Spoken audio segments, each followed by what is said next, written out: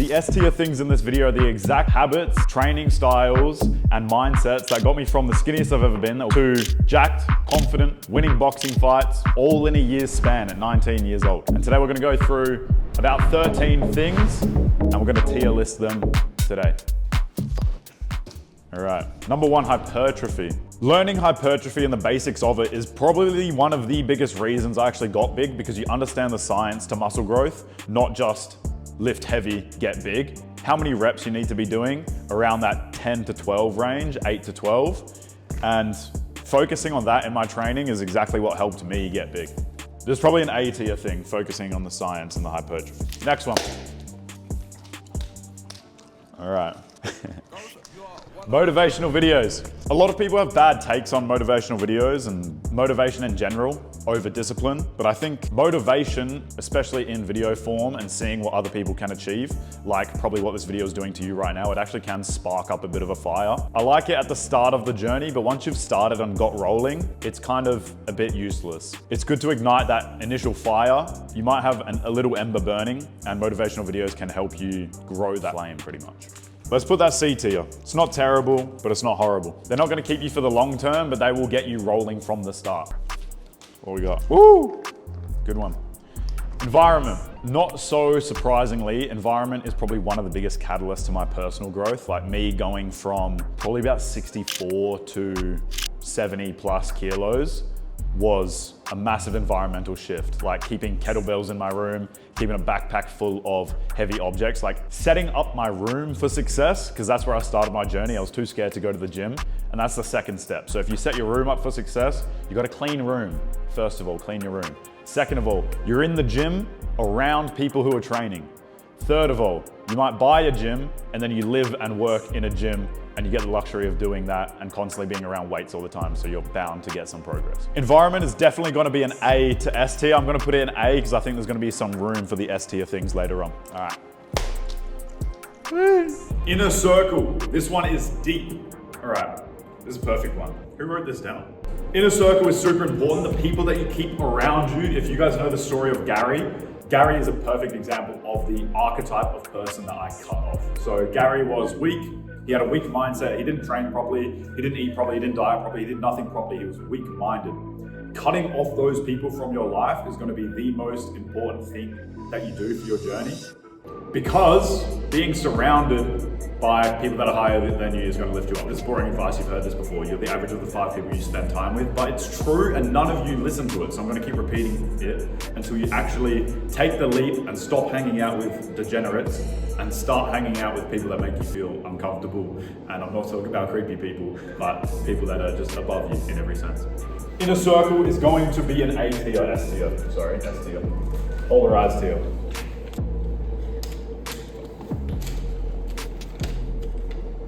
Woo! Calorie tracking.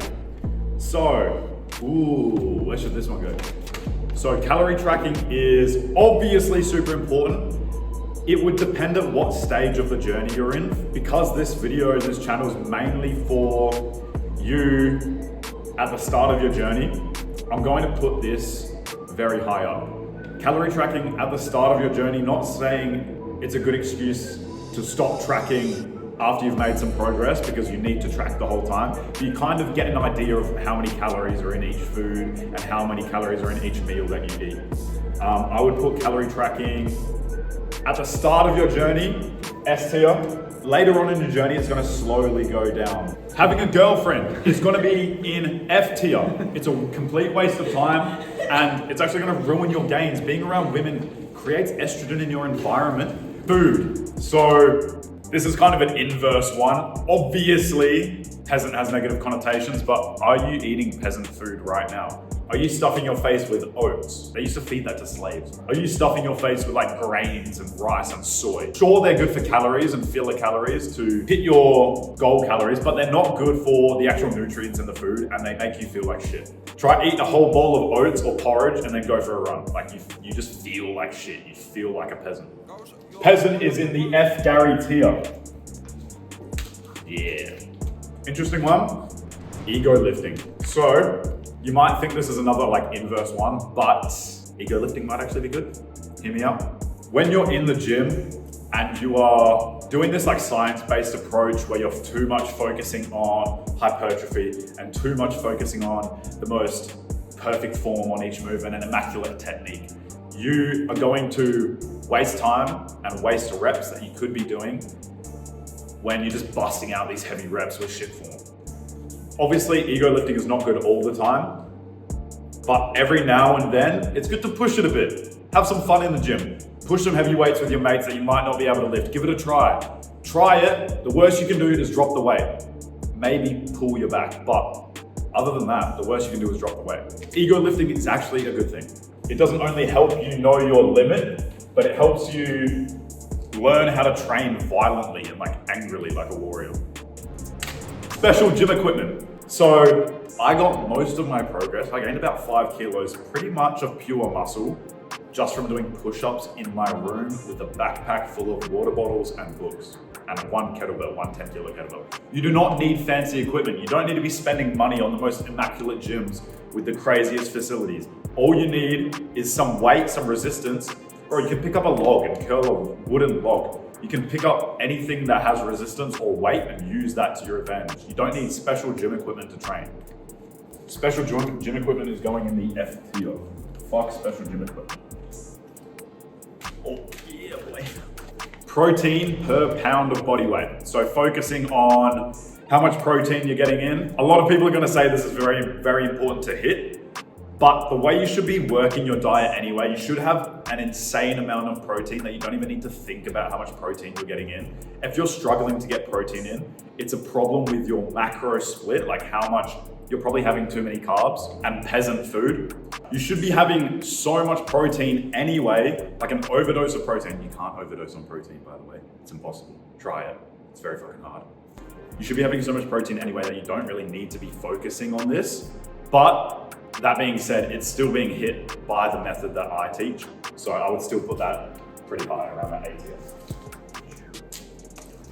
Woo! This one's deep. How deep should we go with this? Genetics.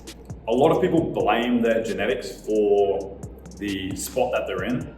But of course, it also does make a very big impact, not only on your training, but your mindset. Like your genetic proclivities to the way that you think, your temperament, how you train, if you train more violently or if you train more soft. That can be genetically affected, but it can also be just a factor of your environment. Like, I think you can override a lot of your genetic flaws with hard training. For example, genetically, I've got a very strong muscle group, which is my back, and my chest lacks a bit. However, that hasn't stopped me from benching 120 kilos and still training my back. So I wouldn't focus too much on genetics, especially since it's something you literally can't change anyway. I am going to put it still in B tier because it is very important, and looking into your genetics, you can learn a lot about yourself. However, it's not the most important thing, and there's other ways to override your genetics instead of focusing on factors you can't control. Science-based lifting. Most of you guys know I hate this, but there is a lot of validity to science-based lifting. Like if we didn't actually know how to train, if we go the full extreme, science-based lifting, complete nerd that doesn't go to failure because he's scared of training under too much tension for muscular fatigue and minor discomfort. But then you can go the complete other way where somebody doesn't know anything about training and they don't have any of the science-based tools to help them grow, like learning about hypertrophy, learning about nutrition. So science-based lifting as like an ideology, I would rate very low, but science-based lifting as the knowledge that you gain from learning some of the stuff, I'd probably keep it around that middle ground. It is B tier.